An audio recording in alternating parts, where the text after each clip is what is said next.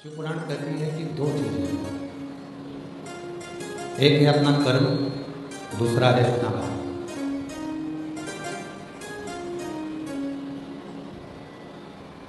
शिव महापुराण की कथा दो चीजें बताती है, एक बताती है अपना कर्म और दूसरा बताती है भाव। एक बताया है कर्म को, दूसरा बताया है भाग्य। और शिव महापुराण की कथा में भगवान तुमरुका जी चंचुला देवी से कहते हैं, चंचुला भाग्य अपने हाथ में नहीं है, पर कर्म अपने हाथ में है। और यदि कर्म हमारे हाथ में है, कर्म हम अच्छा करेंगे, कर्म यदि हमारे हाथ में है और हम श्रेष्ठ कर्म करेंगे, तो ये पक्का है चंचुला कि भाग्य वही लिखा जाता है जो हम अपना कर्म में करते हैं। वही लोग कहते हैं भाग्य लिखने वाला विधाता होता है, लोग कहते हैं भाग्य लिखने वाला विधाता होता है, पर शिव महापुराण की कथा कहती है भाग्य लिखने वाला विधाता नहीं, हमारा खुद का कर्म होता है, कोई दूसरा नहीं है। कोई दूसरा उस भाग्य को लिखने वाला नहीं होगा, भाग्य को लिखने वाला हमारा कर्म ही है। कैसा कर्म कर रहे हैं, किस तरह का कर्म कर रहे हैं, क्या कर्म कर रहे हैं, यह आप पर निर्भर करता है। एक व्यक्ति था, रोज मंदिर जाता, रोज जाता और भगवान से कहता कि मैं कोई काम नहीं करूँगा। ये उसी में की बात है जैसे लोग कहते हैं कि हे भगवान मुझे लक्ष्मी दो, और भगवान कहते हैं मैं लक्ष्मी तुझे दूंगा पर पहले तू दान तो कर। लोग कहते हैं भगवान तू मुझे लक्ष्मी दो तो मैं दान करूं, और लक्ष्मी कहती है तू दान कर तो मैं आऊं। दोनों अलग अलग तरफ है। केवल मंदिर जाओगे, केवल कथा में चले गए या मंदिर चले गए या तीर्थ चले गए या संतों के पास चले गए या किसी गुरु जी के पास चले गए, तो क्या तुम्हें फल मिलेगा?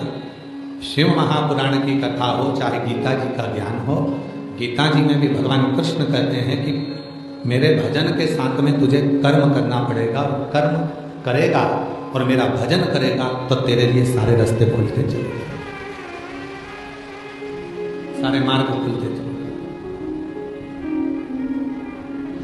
तो कर्म ना करे, तो काम ही ना करे और सोचे कि बस मेरा भला हो जाए, कहीं से मुझे वैभव मिल जाए, धन मिल जाए, संपदा मिल जाए, सत्ता मिल जाए, सब कुछ मुझे प्राप्त हो जाए, वो नहीं।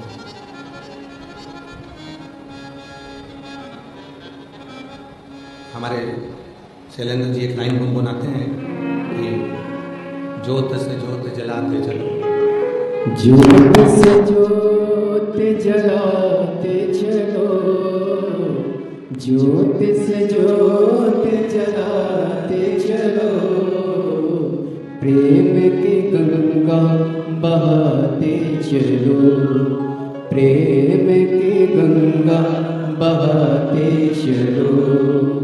राह में आए जो दीन दुखी, राह में आए जो दीन दुखी, सबको गले से लगाते चलो, प्रेम की गंगा बहाते चलो। अपने कर्म को करते हुए आगे बढ़ो। शिव जी को एक लोटा जल चढ़ाओ, भजन करो, कथा सुनो, सत्संग करो, पर उसके साथ जरूरी है अपना कर्म।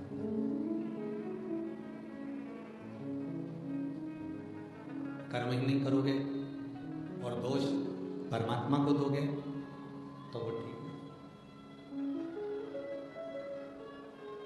वो ठीक नहीं।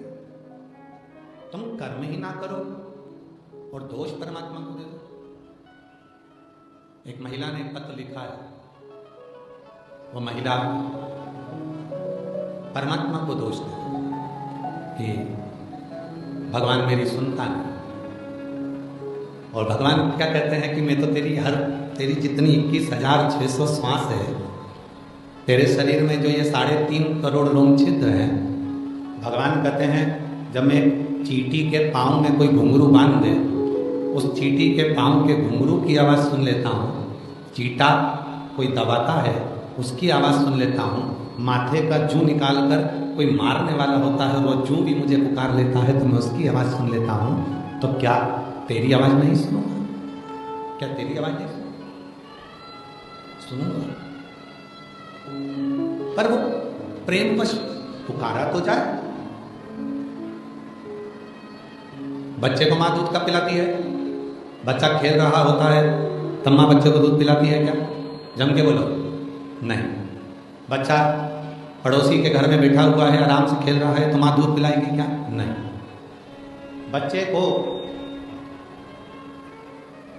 माँ गोदी में कब उठाती है? जब बच्चा दोनों हाथ ऊपर कर कर माँ को आवाज लगाता है।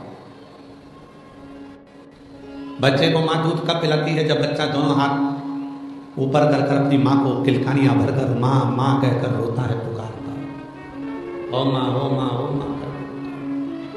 तब माँ उस बच्चे को गोदी में ले लेती है और दूध पिला देती है। यही शिवपुराण कह रहा है। बच्चा आवाज लगाया और माँ ने उसको उठाया और दूध पिलाया, और तुमने श्री शिवाय नमस्तुभ्यम कहकर आवाज लगाई और उसने तुम्हें गोदी में उठाया। उस परमात्मा ने तुम्हारे दुखों को काटना प्रारंभ किया,